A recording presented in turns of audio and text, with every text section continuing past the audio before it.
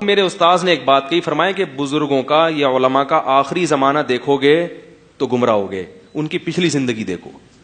ہمارے حضرت نے 60 سال کی عمر تک دال کھائی ہے روزانہ، پیسے نہیں ہوتے تھے انڈا کھانے کے، یہ تو میں کئی بار بیانات میں بتا چکا ہوں، انڈا کھانے کے، اور فرماتے ہیں کہ اس غربت میں ایسے رہتا تھا جیسا ملک کا کیا ہوں میں بادشاہ، اس قدر غربت۔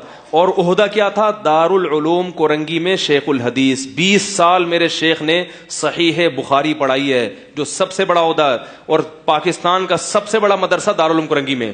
اس وقت حضرت کی تنخواہ کا یہ عالم تھا کہ لاہور سفر کرنے کے لیے حضرت کے پاس تنخواہ سے پیسے نہیں بچتے تھے، پورے سال تھوڑے تھوڑے پیسے تنخواہ سے بچا بچا کے سال میں ایک دفعہ پھر اپنے شیخ کی زیارت کے لیے جاتے تھے۔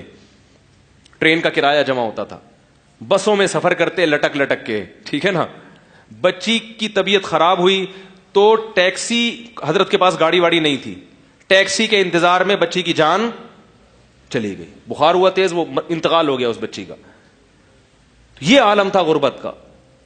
تو لوگ اس وقت کو دیکھ رہے ہوتے ہیں۔ حضرت مولانا طارق مل صاحب کے بارے میں لوگ کہتے ہیں لینڈ کروزر میں گھوم رہے ہو، یہ وہ ایک دن بیٹھے ہوئے تھے جامع میں، انہوں نے خود اپنا واقعہ سنایا، فرمایا میں 18 سال کی عمر، جس وقت انسان کے نا بڑے بڑے پلان ہوتے ہیں، اس وقت ہم اندرون سندھ کے دیہاتوں میں دھکے کھاتے تھے، کوئی ہماری بات، کوئی نہیں سنتا تھا ہماری بات۔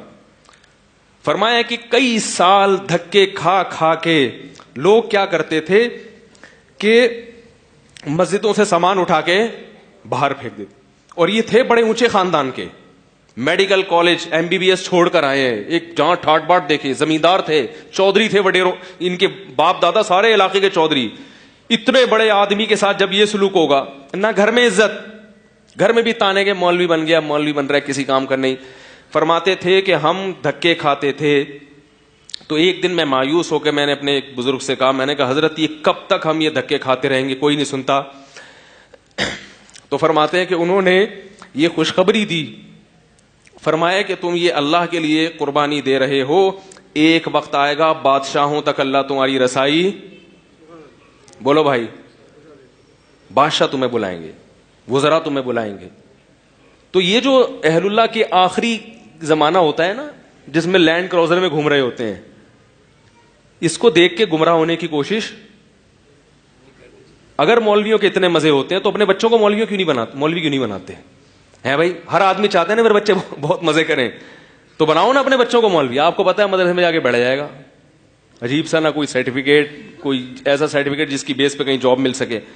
تو اس لیے علماء کی جو قربانیاں ہوتی ہیں، اس کے بعد پھر اللہ تعالیٰ کسی کو دنیا میں بھی دے دیتا ہے، کسی کو دنیا میں نہیں تو آخرت میں۔ تو اور سب علماء کے ساتھ، بیچاروں کے ساتھ ایسا ہوتا بھی نہیں۔ اور ہم تو وہ اپنی گاڑی نہیں تھی، کسی بیچارے وہ دوست کی گاڑی میں بیٹھ کے چلا رہے تھے، تو وہ اپنی بھی نہیں ہوتی، ادھار ہوتی ہے تو واپس کرنی پڑتی ہے، ٹھیک ہے نا۔ ٹھیک ہے جی، اب ٹائم پورا ہو گیا مجھ صاحب، بس اتنی محبت تھی، اب آپ تشریف لے جا سکتے ہیں۔